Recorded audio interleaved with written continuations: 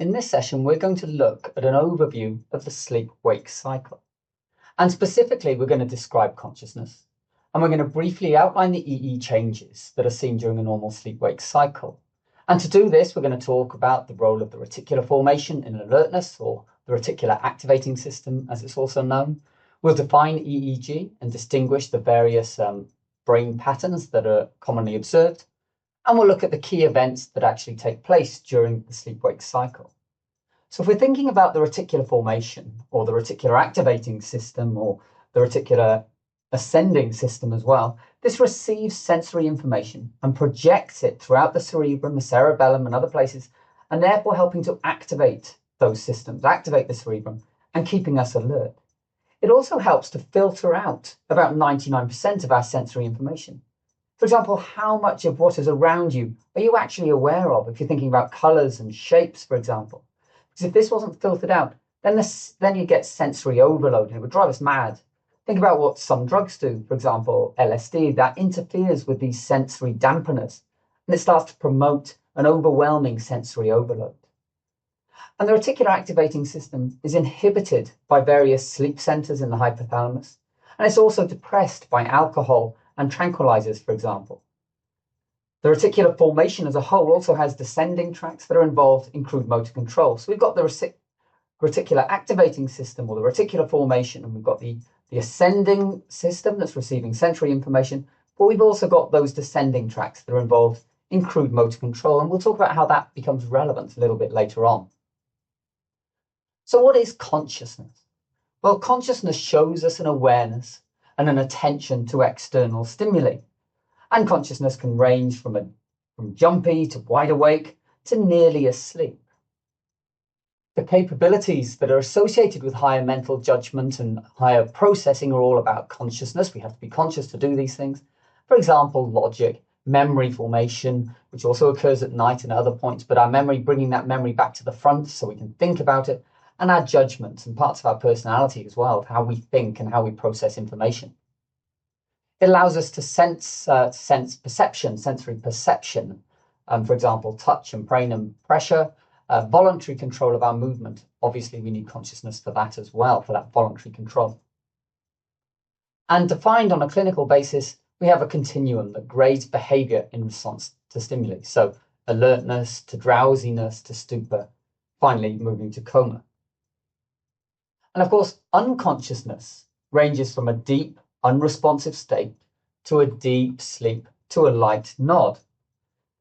And during sleep, of course, you are unconscious, but you can be awakened by normal sensory stimuli, although, of course, it may take a greater level of that stimuli to actually wake you up or get you active.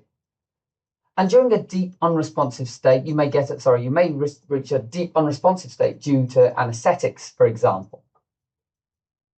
The degree of wakefulness indicates your level of ongoing CNS activity. And also you may get loss of consciousness. So you may faint, maybe due to a brief inadequate blood flow, for example. You may have low blood pressure due to hemorrhage or emotional stress. Comas, this is when you have that loss of consciousness for an extended period. But unlike sleep, oxygen consumption is a lot lower. There are several potential causes to this. So blows to the head can cause widespread cerebral or brainstem trauma, for example. There are tumours or infections that can cause it, some metabolic disturbances, such as hypoglycemia, drug overdoses, liver and kidney disease. There are lots of potential causes of coma. So consciousness involves the reticular formation, and this extends throughout the brainstem. And most major sensory pathways synapse with the reticular activating system, therefore helping to keep them active. And these neurons can therefore pass, or rather have far-flung axonal connections with the hypothalamus, the cerebral cortex, and the cerebellum, which are all helping to stimulate brain arousal. So you can see that you've got the ascending tracts from the general sensory tracts, the somatosensory system, so touch, pain, pressure, vibration, etc. You've got the visual impulses and the auditory impulses, all synapsing all having collaterals onto the reticular activating system, which then goes on to have these far-flung connections to keep things active. And it's interesting that the somatosensory pathway is involved with this. For example, if you're driving and starting to feel sleepy, You may open the window or shout at yourself or slap your face.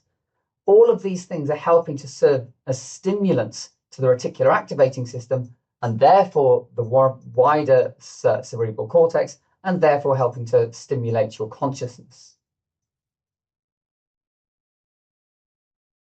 So like I said, we're only doing a very basic session on consciousness and the sleep-wake cycle. So I'm going to throw in some review questions for you to have a little bit of a think about. They're not too tricky. So read this, press pause, read this, and then we'll go through it in a second. So which of the following are correct regarding consciousness? The descending reticular activating system apparatus projects to the cerebral cortex. That's obviously incorrect. It's the ascending reticular activating system that is projecting towards the cerebral cortex. Major sensory pathways have collaterals that synapse with the reticular activating system. That is correct. They've got all these little side branches to synapse and therefore activate it. And serious injury to the reticular activating system can lead to insomnia. That's incorrect. Damage would generally lead to unconsciousness and potentially coma.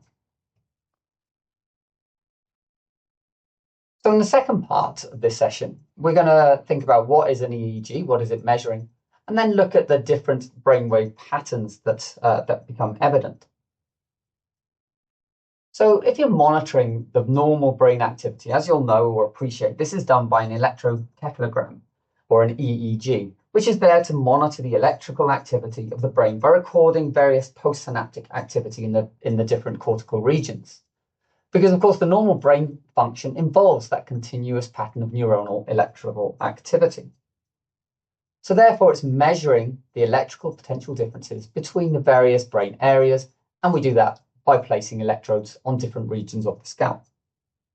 But everyone's brain waves are unique, even though there are 4 typical brainwave patterns that are observed based on their various frequencies. So these brain waves in EEGs fall into 4 general classifications or 4 general classes, which are shown in this image. So you can see this first one, these are the beta waves. So you see beta waves when your eyes are open and you're thinking. So you can see they've got very low amplitude with a relatively high frequency. So you're getting about 14 to 30 waves per second. You then look at the alpha waves. You can see that these have got a slightly higher amplitude and a slightly lower frequency. So this is when you may have 8 to 13 waves per second. This is when your eyes might be closed, you're nice and relaxed. So basically your brain is idling. Like I said, that gives you those lower amplitude waves. And the alpha and beta wave frequency originate from the brainstem component of the reticular activating system. We then move on to the theta waves. So these are more common in children, but although they may appear in stressed adults, and they tend to be more irregular, and they tend to be at about a frequency of about 4 to 7 waves per second. And finally, we've got these delta waves. So you can see that these have got a high amplitude and a low frequency.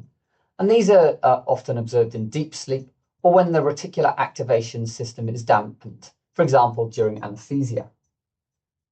And interestingly, it has been shown that when a space-occupying lesion, such as a brain tumor, for example, intervenes between the reticular activating system and the cortex, that area of cortex that lacks connections with the reticular activating system will chronically demonstrate brainwave activity in the delta wave category. And this is suggesting to people that the intrinsic electrical pattern of the cortex may be delta wave pattern, and that the delta wave pattern reflects a lack of facilitation, such as when a person is in a deep surgical anesthesia or asleep. So therefore, it's possible that the delta waves may indicate possible disease, but not always, obviously, because they're involved in deep sleep as well. But the brain waves actually do change with age, with sensory stimuli, with brain disease, and the chemical state of the body. And therefore, the EEGs are used to help diagnose and localize, for example, your brain lesions, tumors, infarcts, infections, abscesses, sleep disorders, as well as epilepsy. Too high or too low frequency may lead to unconsciousness, and a flat EEG, where there's no electrical activity, is generally regarded as clinical evidence of brain death. And this image, just so that you're aware of what it's showing death following a sudden epileptic seizure. So the final part of this session is going to look at the key events that take place during the sleep-wake cycle itself. And so when we're trying to define sleep, we're calling it a state of unconsciousness from which one can be aroused. And in this state, we have cortical activity is depressed, but the brain stem functions continue, and environmental monitoring continues to some extent. And we know that environmental monitoring does occur to some extent because while asleep, people who sleepwalk can still avoid objects and navigate stairs whilst they are truly asleep. So there's obviously some environmental monitoring going on. There are two basic types of sleep. There's the NREM sleep, or the non-rapid eye movement sleep, of which there are 4 stages, so stage 1, 2, 3, and 4, and you tend to spend about 75% of your sleep in that stage. You've then got the REM sleep, which is the rapid eye movement sleep, and you tend to spend about 25% of your average sleep cycle in that stage. So in a normal night's sleep, the reticular activating system alternately releases the cortex and then strongly facilitates it while the subject remains asleep. And it's responsible for those 2 normal sleep patterns that are experienced. Just as a matter of interest, the longest someone has managed to stay awake without pharmacological agents is around about the 11-day mark. And they recovered within a few days and only slept slightly more than usual during that time. But of course, a lack of sleep, as we'll all know, can lead to mood swings, but also can lead to things like hallucinations. So again, here is the different stages of sleep. And as we said, NREM is broken into 4 stages. So you've got the awake stage, which we talked about previously. You've got stage 1, stage 2, stage 3, and stage 4. And this image is just showing the time in each stage and how it progresses. So you can see that you move into these different stages in sequence. So in NREM stage 1, this is when relaxation begins and arousal tends to be very easy. And as you can see from this is, if you're thinking about it, your eyes are closed and you're relaxed. And as you can tell, you're mainly having alpha waves at this point. We then look at NREM stage 2. This is when arousal starts to become more difficult. Your respiratory rate and heart rate start to slow, and there tends to be a decrease in the body temperature, and you'll start to see irregular theta waves with some what are called sleep spindles. Then move into stage 3. Sleep is deepening, the vital signs are declining further, and now if you're looking at the wave signs, you're starting to say the theta waves are a little bit more obvious, and the delta waves are beginning to appear at this stage. And this is when you might feel disorientated and groggy if you've woken up. And it normally takes somewhere around 30 to 45 minutes to get to this stage after the onset of stage 1. We then move into NREM stage 4. This is where arousal is difficult. Vital signs reach their lowest level. GI motility increases. The skeletal muscles become relaxed. And potentially, when you're younger, this is when bedwetting and night terrors may occur, but also it's when sleepwalking is more likely to occur. Now, again, you can see by looking at the wave signs, you can see that we're dominated by delta waves here. And it takes around about 90 minutes to reach this stage on average. And blood is flowing away from the brain and towards muscles, helping to restore that physical energy. So this is considered part of the main restorative phase. And normal sleepers, just so that you're aware, turn around about every 20 minutes or so. So we've done our 4 NREM stages, and then of course we've got the REM stage.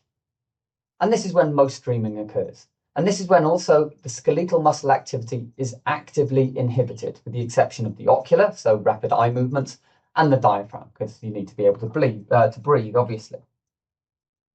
And if you're looking at the EEG, it's similar to when you're awake and concentrating. So you're mainly seeing the beta waves. And again, if you're looking at it, the first REM, which is shown up here in the darker black bit, if you like, this tends to last about 5 minutes. The second one is a bit longer, at about 10 minutes. The third a bit longer, again at 15, and the fourth may last somewhere from 30 to 60 minutes. And like I said, this is when you're getting those rapid eye movements and dreaming. The heart rate increases, breathing may become rapid and shallow, blood pressure increases, and your arm and leg muscles no longer move, so there's active inhibition of them. And just for interest, in adults and adolescents, the REM episodes are frequently associated with erection or engorgement of the clitoris, just as a matter of interest to know when that actually happens at night for you. So going into a little bit more on the REM sleep, so like we've said already, about 90 minutes after sleep, the EEG patterns change abruptly and we move into this beta movements and the rapid eye movements and the dreaming. The cardiovascular and respiratory systems show irregular changes, increased respiratory rate, heart rate, blood pressure, with decreased GI motility. And there's an increase in the metabolic rate and oxygen usage. And the cortical activity, like I've already said, is very similar to wakefulness. You're less receptive to outside stimuli, and that decreased skeletal muscle tone is due to the spinal inhibition of somatic motor neurons. And it's the reticular activating system that plays a key role in this because it modulates that muscle tone, which is causing that muscle atonia characteristic of REM sleep. And alcohol and some other drugs inhibit REM sleep, but don't really seem to slow the wave, don't change the slow wave sleep. So you can still feel tired even if you've had plenty of sleep or what appears to be plenty of sleep following alcohol. So here's a nice summary of actually what is happening and the timescales that are going on. So you may be awake, that's in the red stage. We then move through stage 1, stage 2, stage 3, stage 4, and then back up and we have the REM phase, and that's the shortest one, remember, only about 5 minutes or so. Then the same thing happens, and we go into the second REM, again, 10 minutes or so. We then have stage 1, stage 2, stage 3, and not necessarily into stage 4, and then we have a longer REM, and then the same thing in stage 1 and 2, and then the longest REM before eventually waking up. And during sleep, you tend to be awake or wakefulness for about 5% of the time. NREM, 75%, and as you can see from the image, it's mainly stage 2, and then your REM sleep, 20 to 25%. But everyone is different, and every night, of course, is different as well. And as we talked about, you have about 90-minute cycles. The slow wave sleep predominates early on and REM later, as those 3 to 4 discrete periods, and the longest dream tends to be towards the end of the night, at the end of the sleep rather, not the end of the night. So how do we control these various sleep patterns? Well, we have alternating cycles of sleep and wakefulness, and that's all helping with our circadian rhythm. And the whole sleep-wake pattern is very, very complicated. It involves multiple different systems, multiple different neurotransmitters, but it does also involve the hypothalamus, where we have changes in light that are detected by various receptors in the eye. It's controlled in part by the suprachiasmatic nucleus in the hypothalamus, so that's the SCN, and that's also termed our biological clock.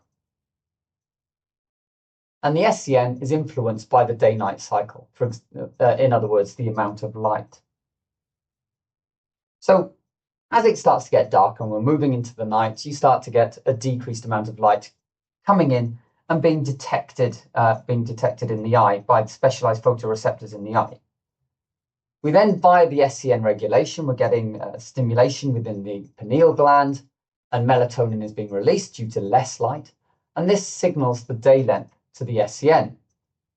And then through a whole series of complex steps, we move to the preoptic nucleus, or the sleep-inducing center, which releases GABA, which is an inhibitory neurotransmitter, which inhibits the reticular activating system, and it sends our cerebral cortex to sleep.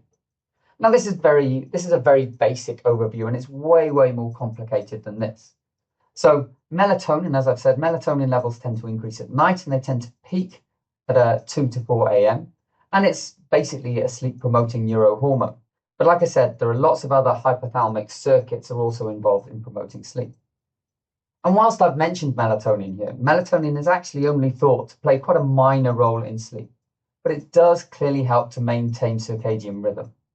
And it's also been shown to help shift biological rhythm and sleep cycles, and is now increasingly being used by people to help prevent jet lag and other sleep-related problems.